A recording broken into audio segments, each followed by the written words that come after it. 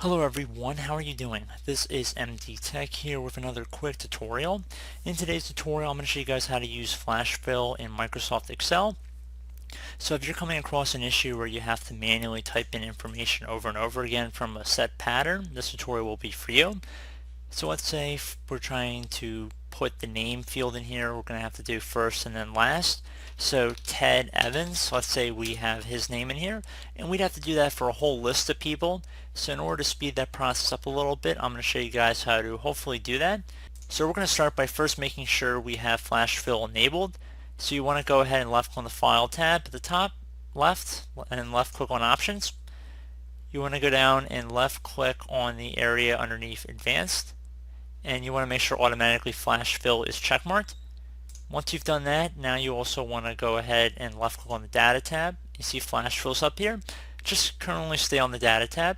And now that we're on the Data tab, you want to highlight over the selection here.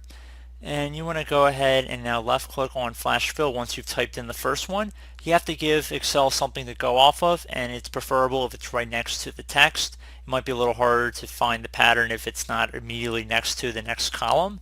So I'm going to left click on flash fill here.